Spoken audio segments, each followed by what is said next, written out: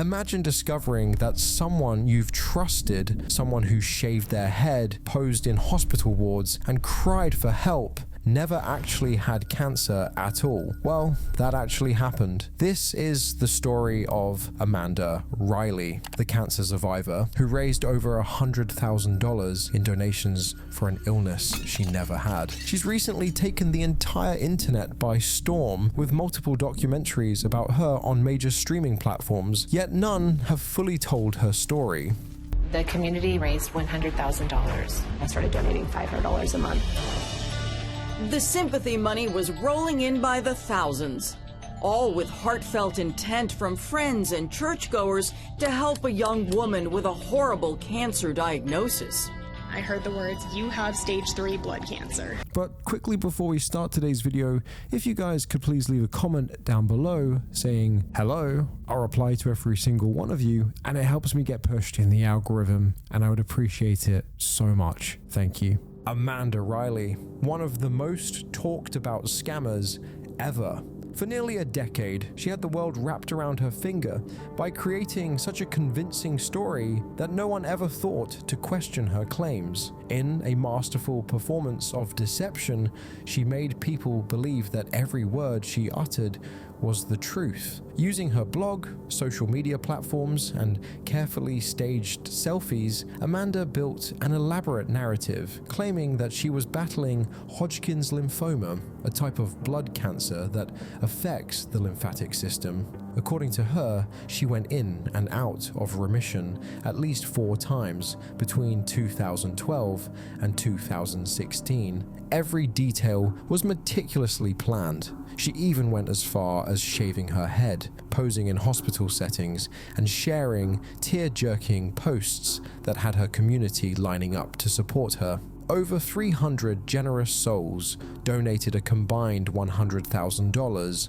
along with event tickets, free babysitting, vacations, gifts, and countless other tokens of support, all in the hope that they were helping a dying woman. But the bitter truth was that there was no cancer, no treatment, only a con that stretched on far longer than it ever should have. Amanda Riley, a bubbly California wife and mom and self-proclaimed devout Christian, eagerly joined the cancer warrior community. I'm a terminal patient, so I'm in a clinical trial just trying to buy more time. Her case even caught the attention of celebrities from Leanne Rimes to Glee's Matthew Morrison. But Amanda's real diagnosis was about to change. Had it not been for the relentless curiosity of journalist Nancy Moscatiello, Amanda's entire charade might never have been exposed. Nancy spent almost 7 years following every lead, collecting indisputable proof and connecting the dots until, in 2020, Amanda was finally charged with wire fraud. In the end, justice caught up with her because by October 2021, she was sentenced to 5 years in prison, a sentence she is currently serving. Her case generated so much controversy that it eventually became the subject of the 2023 podcast Scamanda, which was later adapted into an ABC series. Scamanda, based on the #1 podcast by the same name, takes a deep dive into this elaborate con with so many victims. So as far as victims are concerned, the list that the government submitted was sort of 347 victims. Yet even with all the evidence stacked against her, questions still linger. What else do we really know about Amanda? And how was she able to pull off such a massive fraud for so long without anyone in her inner circle noticing the deception? The woman behind Scamanda, Amanda Riley, who was originally known by her birth name Amanda Maneri, was born on June 24th, 1985, in San Jose, California. Although her elaborate scheme to defraud hundreds of people officially began in October 2012, the roots of her deception can be traced back much further, to as early as 2002. At the age of 17, while attending college at San Jose State University and living in the Bay Area, Amanda did not immediately raise any red flags. In fact, she was regarded as a bright and engaging individual. However, as time passed, her peers on campus began to notice a peculiar pattern. Whenever she missed shifts as a resident advisor, she always used health-related excuses. At the time, nobody paid much attention to these seemingly isolated incidents. In hindsight, though, these were the early signs of a pattern that would eventually escalate into something far more sinister.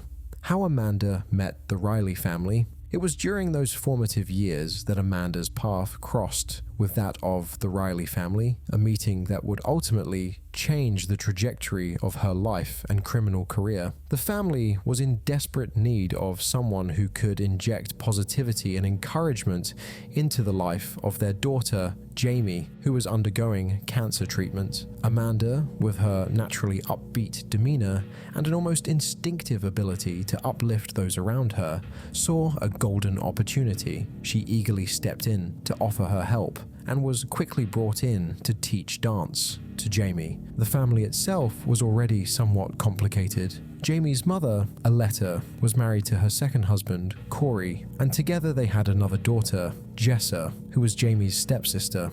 At first glance, it appeared to be a simple case of a caring stranger entering a family in need. However, as time went on, Amanda's involvement grew deeper, her presence becoming more integral to the family's day-to-day life. Interestingly, it was Aletta's own sister who had introduced Amanda to the family. Having met Amanda at their local gym, Aletta's sister was immediately struck by Amanda's lively and infectious energy. She is exactly the kind of person who can brighten up a child's life, especially when that child is facing something as difficult as cancer, her sister had said. Trusting her sister's judgment, Aletta invited Amanda into their lives. From that very moment, Amanda not only appeared as an instructor, but soon became a familiar, almost indispensable part of the household. Everyone, from young Jamie to Aletta and even little Jessa, grew immensely fond of her, and soon enough they trusted her completely. Amanda and Corey's marriage. Before delving further into the twist of this incredible story, one might naturally wonder, wasn't Amanda's last name originally Maneri? So how did she come to be known as Amanda Riley? The answer is as shocking as it is unexpected. While she was still a member of the Riley household, Amanda and Corey, Aletta's husband, grew dangerously close. The relationship between Amanda and Corey quickly evolved into a full-blown affair. Details about exactly when or how this began remain murky, but one fact stands out clearly. Their closeness was not a mere misunderstanding, but an outright betrayal that would upend the entire family. She was actually part of that home and that marriage, but she was brought in by the wife to help another daughter who was going through cancer when Amanda was only a 17-year-old to come and help her with extracurricular activities. And she ends up with the husband. That's an old story. Yes, exactly. So she ends up with Corey, and then they marry and they have 2 children, correct?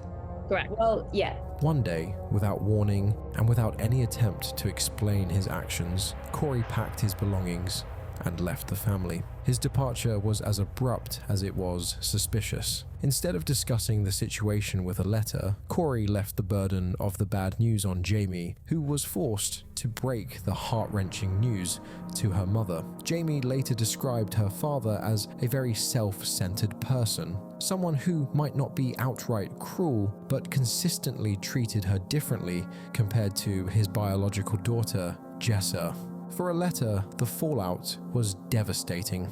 It wasn't just about her husband walking out. It was the painful irony that the very girl she had taken in and nurtured was now on the brink of a union with the man who had shattered their family. In the ensuing chaos, just a few months after Corey and Amanda had begun living together, they went so far as to file for full custody of Jessa, a child Amanda affectionately referred to as her bonus daughter. The Y spared no effort in trying to paint a letter as unstable, fabricating claims and weaving a narrative filled with dubious details that suggested a letter was hiding Jessa from her father. In doing so, they not only put a letter's reputation and stability at risk, but also compounded the emotional burden on a family already struggling under the weight of crisis, especially considering that a letter was responsible for a child battling a serious illness. Blogging and cancer lies. As if the personal betrayal were not enough, the story took another dramatic turn when Amanda and Corey had a son together. Almost immediately after his birth, Amanda dropped a bombshell announcement. She had been diagnosed with Hodgkin's lymphoma. In what would become a cornerstone of her scam, she launched a blog titled Lymphoma Can Suck It. On this platform, Amanda portrayed herself as a compassionate cancer warrior, not merely fighting for her own life, but also standing as a beacon of hope for others battling the same illness. Every post was crafted to evoke sympathy, and her audience was hooked on the continuous updates about her treatments, the medications she was taking, and the numerous tests she supposedly underwent. The blog served a dual purpose. Beyond garnering sympathy and raising funds, it was also used as a strategic tool to support her bid for full custody of Jessa. Amanda played the sick card so convincingly that she and Corey claimed they were drowning in hospital bills. They went to court, swearing that Amanda's treatments had plunged them into such severe financial distress that they had no option but to declare bankruptcy in order to reduce their child support obligations. In a shocking act of deceit, they even submitted a fake medical bill to bolster their case. Despite the controversy swirling around her, Amanda's scam continued to pay off. Not only was she receiving generous donations, but she also began receiving job offers. Initially hired as a substitute teacher, she eventually landed a full-time position as an English teacher. However, this promising career was short-lived. As suspicions grew and the truth began to emerge, it was revealed that Amanda had been skipping too many workdays. Instead of fulfilling her professional responsibilities, she frequently used the excuse of attending doctor appointments that in reality never took place. Clearly, juggling a fraudulent health crisis with a demanding job proved unsustainable. Using religion to scam people. As if her web of lies wasn't intricate enough, Amanda found yet another avenue to exploit: the realm of religion. She attached herself to Family Community Church in San Jose, a large congregation where the unwritten rule was that one should never question a fellow church member who appeared to be in the midst of a major struggle. In such an environment, it was almost unthinkable for anyone to doubt her story. Amanda immersed herself in the church community, attending services regularly and presenting herself as a devoted believer. This public display of piety served to further solidify her credibility, ensuring that no one suspected a thing. Her involvement with the church also provided her with a weekly platform. Every Sunday, she would take the stage and share her emotional journey with the congregation. The effect was immediate and profound. People began donating money in a manner that was almost as enthusiastic as if they were at a fundraising event. These donations far exceeded what was officially reported, and they came in the form of cash, as well as gifts, vacation tickets, and gift cards. Every gesture of support added another layer to the elaborate tapestry of lies that Amanda had woven, making her story even more compelling to her increasingly devoted audience.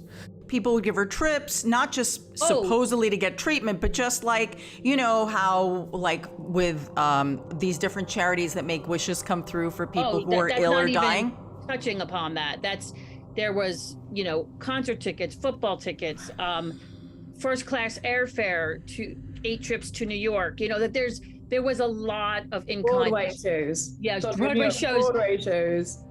You know, Charlie mentioned babysitting. People donated a lot of time, activities for the kids. A miracle child and the return of the cancer narrative. The saga did not end with the birth of her son.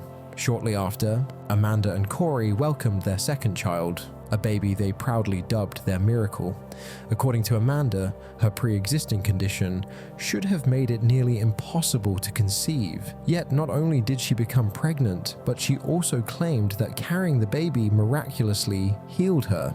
This astonishing twist in her story captivated those who followed her saga. However, the narrative took another dramatic turn when, at 38 weeks of pregnancy, Amanda announced that her cancer had returned. This revelation was met with shock and disbelief, even by those who had been staunch supporters of her cause. The very idea that a woman with such a severe illness could conceive, carry, and then suddenly experience a relapse defied conventional medical wisdom. Yet, in the world of Amanda Riley's carefully orchestrated deception, nothing was as it seemed.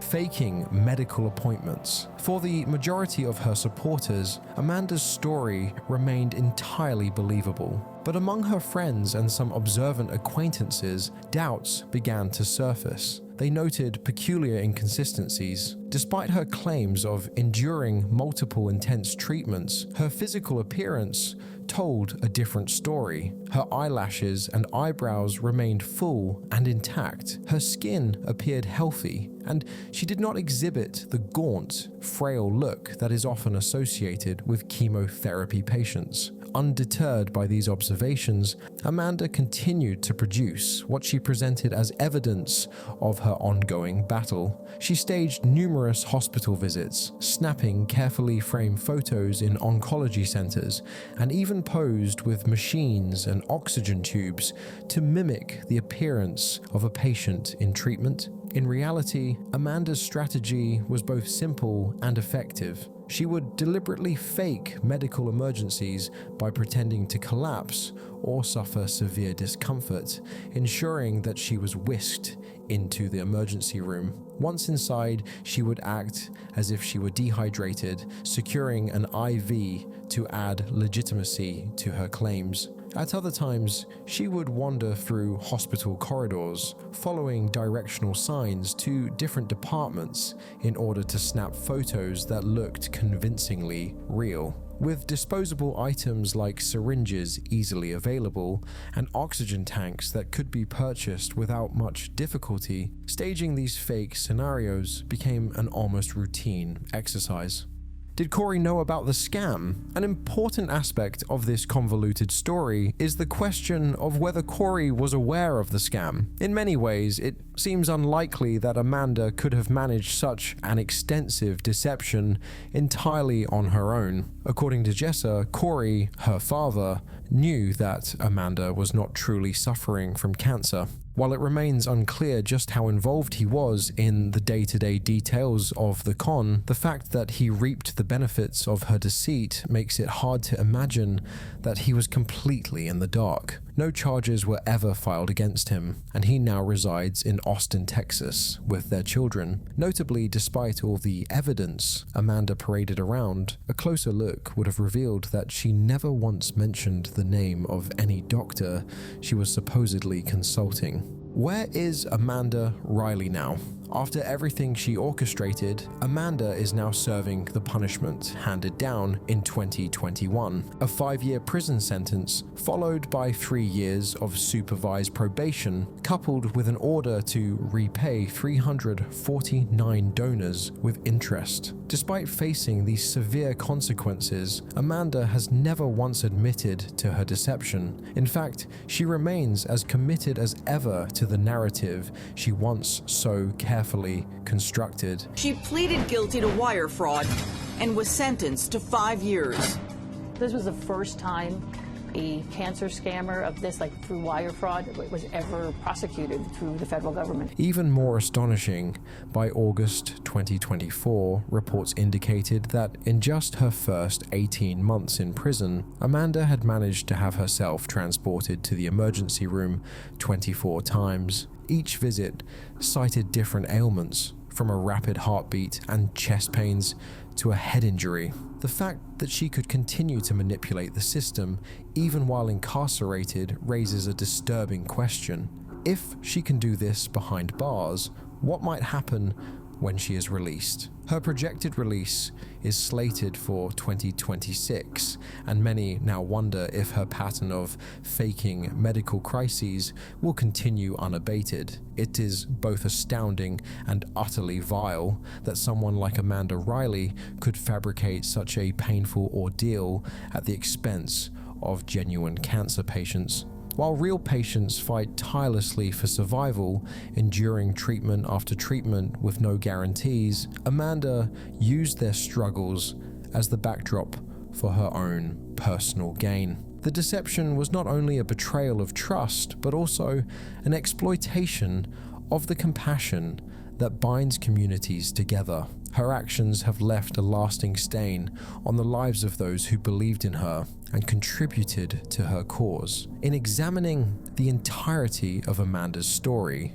from the early unnoticed signs during her college days to the high-stakes con that unfolded within a troubled family, and finally to the public unraveling of her elaborate scam, it becomes clear that her case is one of the most extraordinary frauds in recent memory. Every chapter of her life, every carefully staged hospital visit, every tear-jerking post, and every donation from a well-intentioned supporter contributed to a narrative so convincingly tragic that it eclipsed the truth entirely. Today, Amanda Riley's name stands as a chilling reminder of how deception can infiltrate even the most vulnerable aspects of human life. Her story challenges us to remain vigilant, to question even the most heart-wrenching tales, and to remember that sometimes not everything is as it seems. As her case continues to be dissected by journalists, legal experts, and the public alike, one thing remains abundantly clear. The legacy of her fraud will serve as a cautionary tale for years to come. In the end, while Amanda's 5-year sentence may serve as a temporary measure of justice, many wonder if it is truly enough to account for the pain, betrayal, and financial loss that she inflicted upon her victims. Her lack of remorse and her continued manipulation of the system, both inside and outside of prison, suggest that the scars she has left on her community and on the collective conscience may never fully heal. And if you thought that was terrible, which it certainly was, then you'll be shocked to see this next one, where a TikToker actually got caught faking seizures for clout. This TikToker, who has hundreds of thousands of followers, deceived her own fans, but in the end, everything was revealed, and she definitely did not get away free. Click on the screen if you want to check that one out, or link in the description.